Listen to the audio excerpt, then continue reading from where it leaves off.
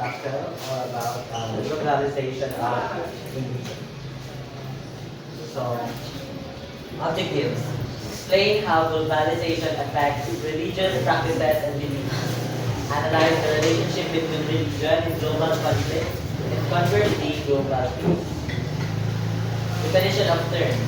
Globalization refers to the interconnectedness of different parts of the world in terms of cultural, economic, political, and technological exchanges.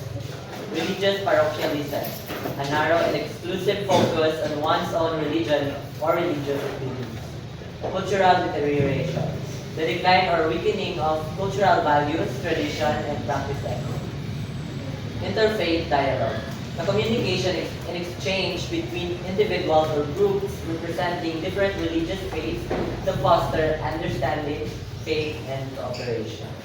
So, what is religion? So, religion is a social cultural system of designated behaviors and practices, morals, worldviews, texts, sanctified places, prophecies, ethics, or organizations that related human to supernatural, transcendental, or spiritual elements. So, ang example nito is yung sa Christians is having a relationship with Jesus. So, in Muslims, it is the way of life. So, it also involves the belief in deities or supernatural beings. So, yung mga paniniwala ito is naka-code or codified sa mga sacred texts and doctrines like Bibles and Quran. So, these doctrines or sacred texts are their guide to see the world and understand the people. So, it is also their guide to have a relationship with God. So, let's proceed to the impact of globalization on religion. So, number one is religion is being eroded. So, due to globalization, di ba ang globalization is parang nag-rise siya ng technological revolution. So, maraming nag-emerge na bagong teknolohiya. So, because of that, parang tinangkilik din talaga ng tao, di ba? So, nakikita natin yun. So, sobrang, ayun nga, ginagamit siya ng lahat. So, naging paraan siya para mabura or nagiging paraan siya para unti-unting nabura yung yung traditional na pamamaraan ng religious practices because yung globalization is nag-brought siya ng technology para mas mapadali natin ma-reach yung kung dati, di ba, kailangan pa natin umattend ng mga misa, ng mga mass sa simbahan talaga. So ngayon, pinakikita tayo sa internet, sa mga websites and religious networks na may mga mass, online mass, di ba? May nakikita tayo kapag Sunday sa TV5, may online mass. So, because of that, parang nawawala na ng gana yung mga tao na umattend ng mga masses, which is, yun yung nagiging dahilan, kaya nagde-decline yung attendance sa mga misa, which is, yun yung traditional na way ng pagkakaroon ng religious practice.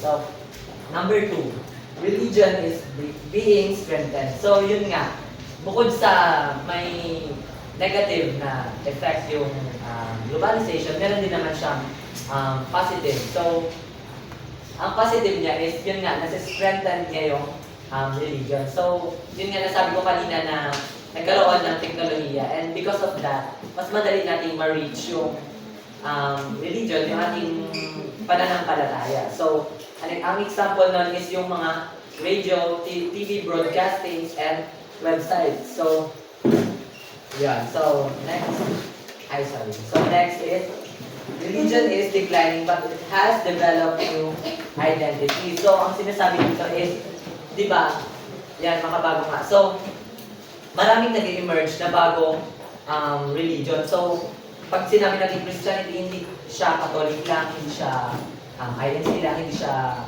lang. So, may mga bago, di ba? Marami tayong bagong ngayon. So, because of that, may mga bagong paniniwala. And yung mga paniniwala na yun, parang binlend nila yung traditional na way at makabagong ideas. So, yun, doon nabubuo yung new identities of hybridity. So, culture of pluralism. So, ang culture of pluralism naman, because of globalization, nagkakaroon tayo ng interaction.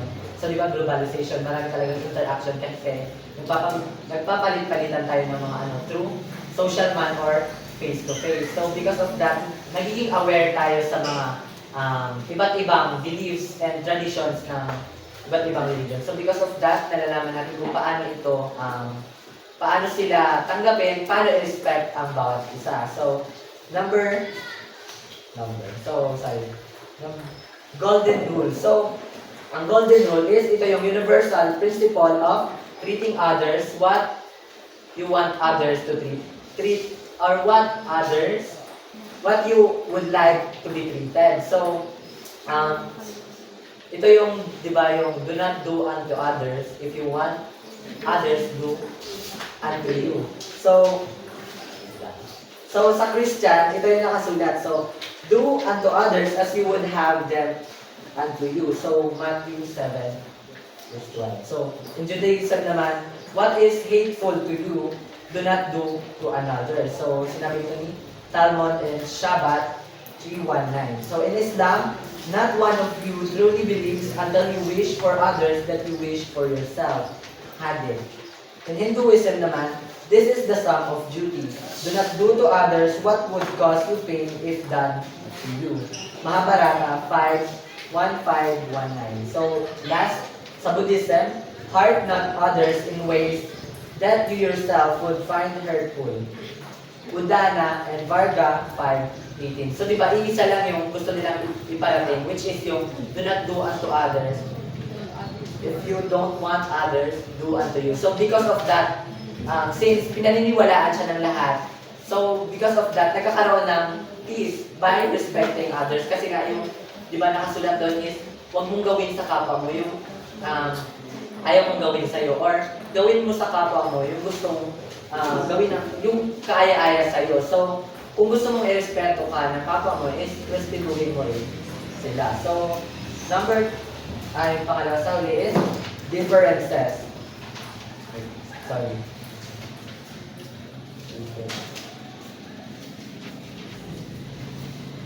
Differences. So, yun nga, di ba, may iba't ibang paniniwala tayo. So, itong differences na to is a negative one. So, yung differences na to is nagli-lead siya sa tension and conflicts based on religious differences. So, di ba, yan, nakikita natin ngayon, or nakaraan, may mga debate talaga about sa religion na kesyo, kami ang tama, ito ang tama, or kami lang yung maliligtas. Di ba, may mga ganong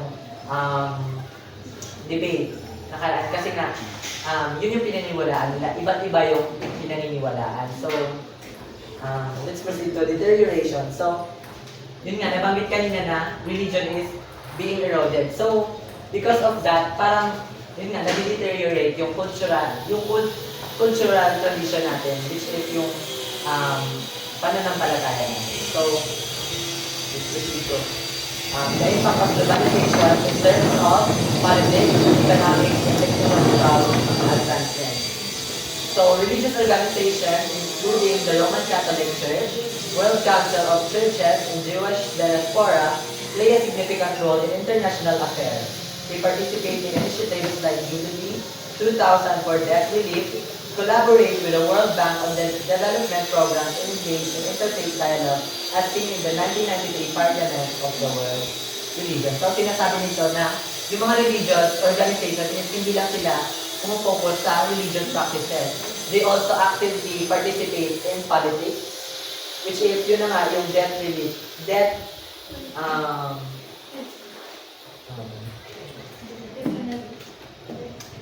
Yun na nga, yung about sa debt. So, ang ginawa nila is, pinakancel nila yung mga utang ng mga developing countries. So, iba pag sinabi natin developing countries is pausbong pa lang. So, yun, parang tinulungan ng mga religious organizations yung mga countries na developing para ma-focus nila yung kanilang mga, or ma-allocate nila yung kanilang mga funds sa pagpapalago ng kanilang ekonomiya. So, ginamit din nila yung mga pera nila para magpatayo or magpatakbo ng mga programs like mga charities. Diba, so kung mapapansin nyo yung mga religious organizations, may kanya-kanya silang mga schools, may kanya-kanya silang mga programs, which is, ito yung tumutulong sa mga tao para makapag-aral and also matulungan yung mga mahihirap. So, let's proceed to in terms of economics. The main religions of each of those countries have also grown financially, providing more financial resources for religions to spread their beliefs.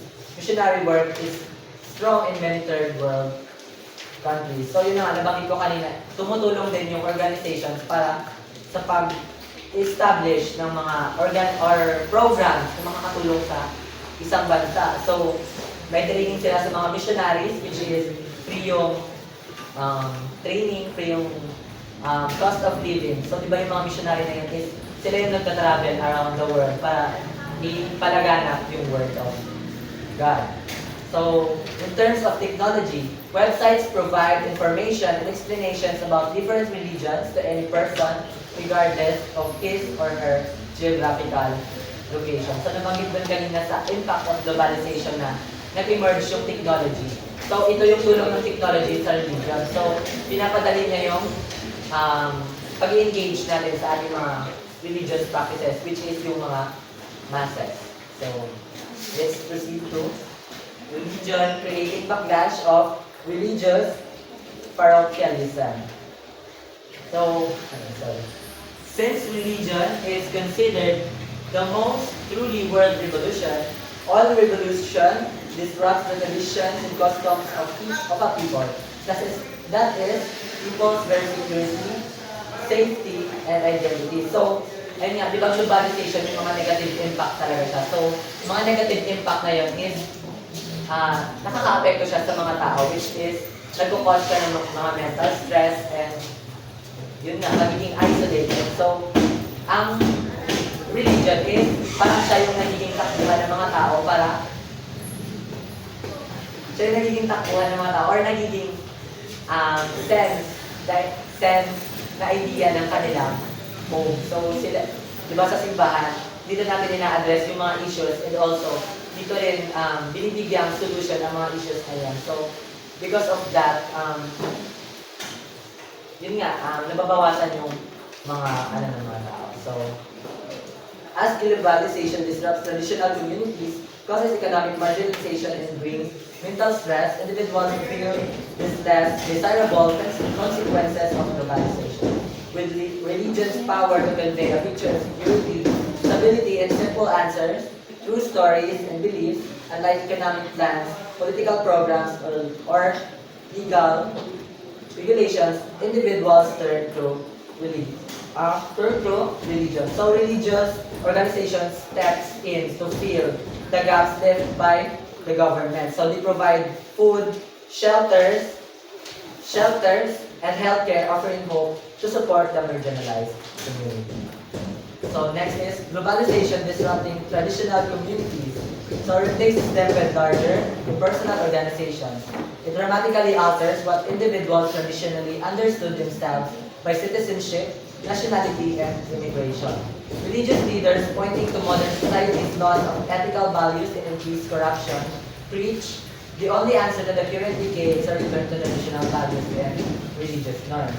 Religion supplies these individuals with a feeling of being a part of a group that represents their interests and allows them to regain their traditional sense of who they are. So, di ba, sa globalization, kapag may may country na developing pa lang. So, may mga industriya talaga na umuusbong doon, which is, yun yung binatangkilik ng tao. So, yung mga maliliit na businesses doon, hindi na siya tinatangkilik kasi nga, di ba, kahit nga tayo, kapag nakakita tayo ng mga imported na mas tinatangkilan natin yun. So, mas nawawala yung ng mga local na businesses. So, because of that, parang nakikita ng mga tao na isolated sila sa isang community. So, that's all my part.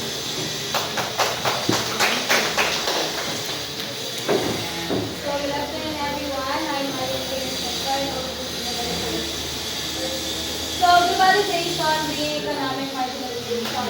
As a transnational corporation increasingly take over the role to state involvement in the economic sector, the government loses its status as a welfare provider. So, transnational corporation is iba't ibang mga businesses na nag-ooperate sa iba't ibang mga bansa. So, habang tumataas yung bilang ng mga businesses na nag-ooperate sa iba't ibang bansa, so yung mga nasa economic sector like yung mga government is parang nawawalan na sila ng nawawalan ng karapatan na mag-provide doon sa kanilang nasasakupan. Then, Westernization or Americanization. Religion plays a social role, gains more recognition from the marginalized, particularly those in third world countries. So, third world countries, ito yung mga developed and developing countries. Yung third world countries, ginamit talaga siya to during ng Cold War, which is sila yung ina-identify ng mga bansa na neutral lang, wala silang pinapanigan. So, yung religion daw is malaki yung social rule na ginagampanan niya as ma-recognize na marginalized. So, religious organizations such as Catholic Relief Services, World Vision International, and Islamic Relief Worldwide help serve the disadvantaged in areas such as poverty relief, healthcare, the HIV or AIDS crisis, and the environmental problems. So, yung mga religious organization, kagaya ng mga nabanggit like yung mga Catholic Relief Services, yung World Vision International, and also the Islamic Relief Worldwide. Sila yung mga tumutulong para mas mapagaan yung isang bansa. Like for example, sa isang bansa na ito is mataas yung bilang ng poverty, yung crisis pagdating sa AIDS and HIV, and also sa mga environmental problems, sila yung tumutulong para mapagaan or kumbaga masolusyonan yung mga ganong klase na mga problems. So, globalization causing a mental stress. Bakit nga ba yung globalization is nagkakos ng mental stress? First, it leaves individuals worrying about losing work, status, or other privileges. So, alam naman natin, di ba, yung globalization is malaki talaga yung naging impact niya. Like, for example, sa mga businesses, di ba, ikaw, nag-open ka ng business mo. So, ano ka, small business owner. Tapos, may nag-open na mas malaking business. And then, doon sa business na yon, mas mura, mas imported yung product. So, syempre, kahit naman tayo, mas tatangkilig na natin doon sa mga imported products, diba? Like tayo nga, diba? More on Shopee, TikTok, hindi na natin binibigyan ng importance yung mga nasa local na mga business owners. So, yung mga nawalan ng trabaho, kasi minsan, napipilitan na lang na mag-close yung mga businesses kasi nga, wala silang kita, and then parang malulugi na lang. So, parang nag-cause din siya ng magkawala ng privilege na tayo ng mga iba't ibang mga business. So, globalization favors material prosperity as the aim of life over inner peace. Individuals focus on attaining some material possessions such as house, car, game, or simply any object. So, globalization siya parang tinuturo niya tayo na maging materialistic person. Why? Bakit kaya? Diba tayo mas parang minsan nagiging mas gusto na lang ng iba na bumili ng mga bahay, kotse, or ng mga any object. So, dahil yun sa mga globalization. Because of, kasi minsan mas mura. Diba? Mas napapamura. So, when we attain such as items, however, the findings of empty inside, and therefore, realize that inner peace can never be achieved through material possession. So, tayo, like for example, sa mga iPhone, diba? iPhone. Minsan, pag gusto natin bilhin, then pag nabili natin nun, parang minsan naramdaman natin na there's something wrong, there's something empty pa din, even nabili na natin yung mga ganung bagay. So, globalization, tinuturuan niya tayo na yung pagiging materialistic person natin, parang hindi siya, nare-realize natin na hindi siya, mabili man natin yung mga ganung bagay, parang yung peace is hindi natin nararamdaman. Bakit kaya?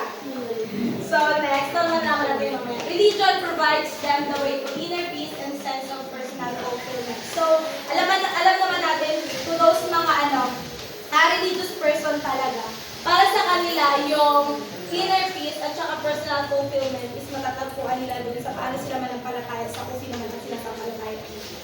So, these individuals realize that getting involved within their communities and their organizations, together in social movements for a good cause, brings more satisfaction to them than to material possessions. Diba? Yung mga religious persons na yun, mas nararamdaman nila or natatagpuan nila talaga yung totoong satisfaction or fulfillment pag nakakatulong sila sa ibang tao. So, parang sa kanila, hindi sila tumitingin tumitingin doon sa mga material na bagay, kundi doon sa kung paano sila makatulong sa iba, paano nila mapagaan or matulungan yung mga communities or ibang mga problema para sa good cause or yung mga organization kagaya na nabanggit natin doon kanina.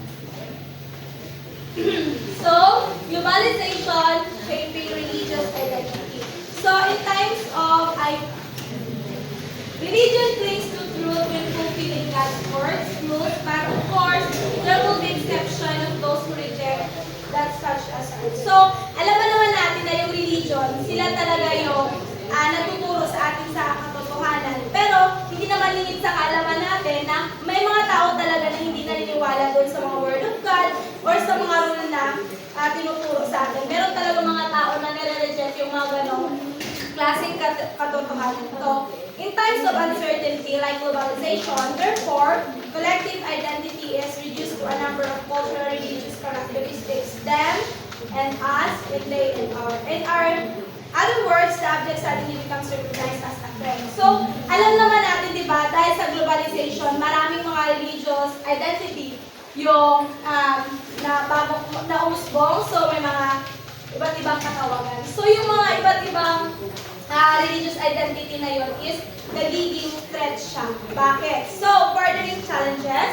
Since the 9/11 attacks, there has been a tendency of the West to link the religion of Islam with terrorist practices, while Al-Qaeda links the U.S. as a Christian or Judeo-Christian nation. So, dun sa 9/11, so yung mga iba't ibang religion. So, ina-atake nila yung isa't isa, diba dun sa iba't ibang mga katawagan na yun. So, kasi diba, sabi nila, yung mga Islam, sila yung mga terrorist persons. Sila, diba, hindi naman lingid sa atin sa kalaman natin sa Mindanao. Diba, yung mga Islam, sila yung mga tinutukoy na, yung mga tao na sinasabi nilang mga terorista.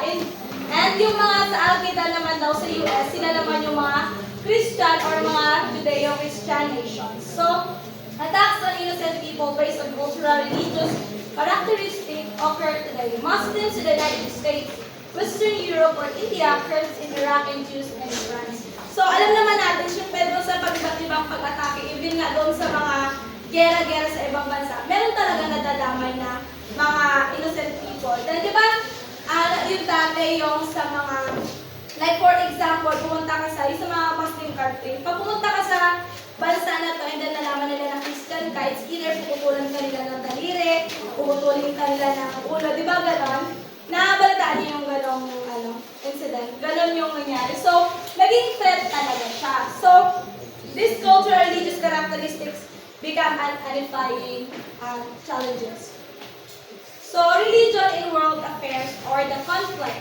In recent decades, a religion has assumed unusual prominence in global affairs.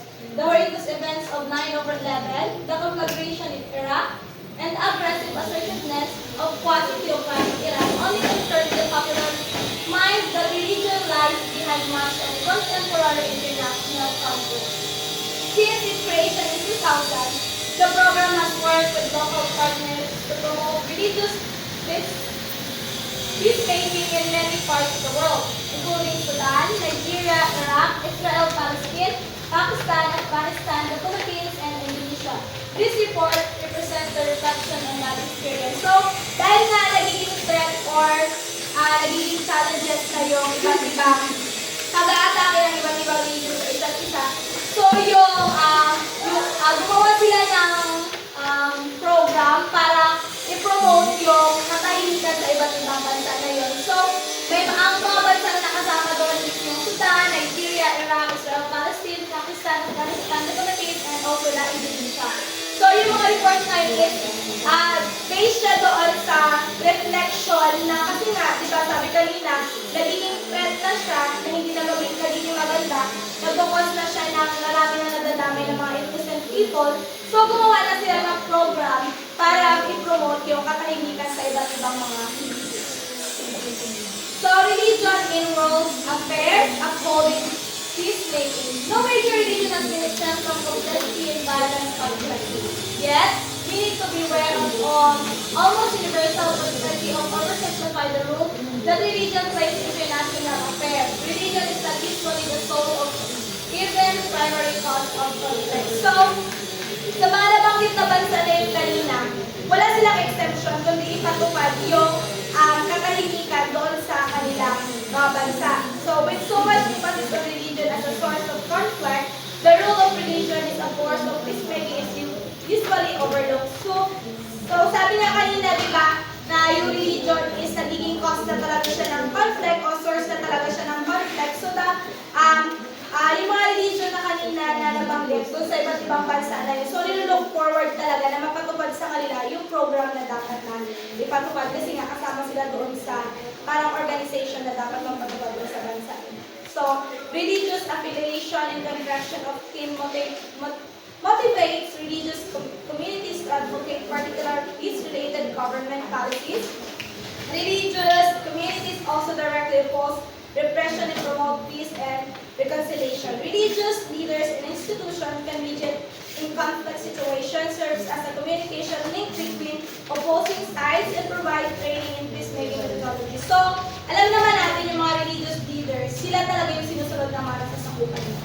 So, dahil sa program na yon, sila yung nilook forward na dapat sila yung manguna na ipatupad sa or ipangaral doon sa kanila nasasakupan na yung peace na dapat na mangyari. Kasi, syempre, sila yung sinusunod ng mga nasasakupan nila. So, kung sa kanila magsisimula yung pangaral na yon, magiging possible talaga na mapatupad or maging maayos talaga yung mapatupad talaga yung peace sa iba't ibang mga religions. So, interfaith dialogue is another form of religious peacemaking. So, interfaith dialogue, ito yung pagre-respeto or i-respect yung beliefs, yung practices ng iba't ibang mga religious practices or religious persons. So, synthesis, overall, the representation argues that globalization and religion are intertwined in a complex and multifaceted way.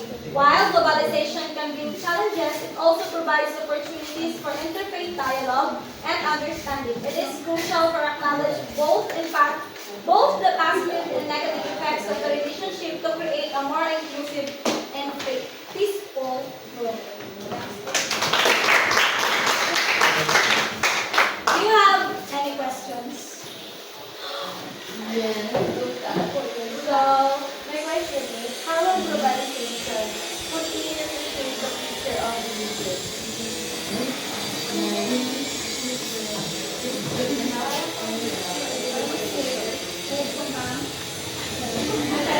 My question is, how will globalization continue to shape the future of religion? So, para po sa amin, globalization continue to shape the future of religion by promoting yung interfaith dialogue, like yung pag-respect sa iba't ibang mga religions, beliefs ng iba't ibang bansa. Kasi through that, mapapatubad yung peace at saka maiiwasan yung conflict sa iba't ibang mga religions. Sino pa po? May question pa kayo? Pero ma'am, sabi ni John.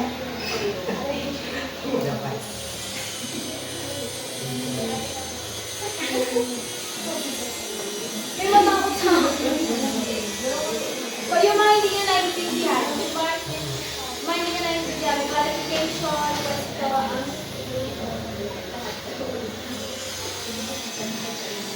Lahat, repeated. Wala na kayong questions? Pwede ba balik? Wait, dala.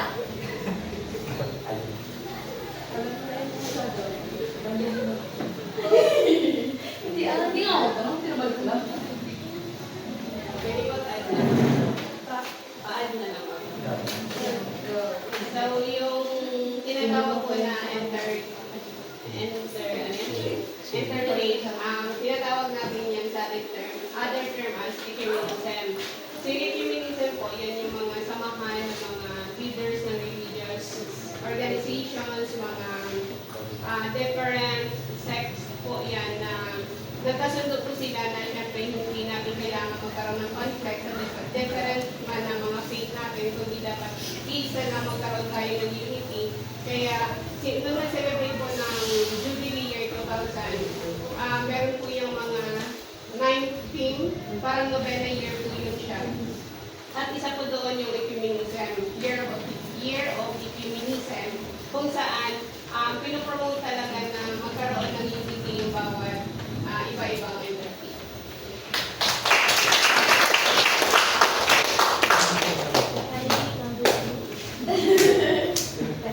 Ano pa kayong questions? Okay,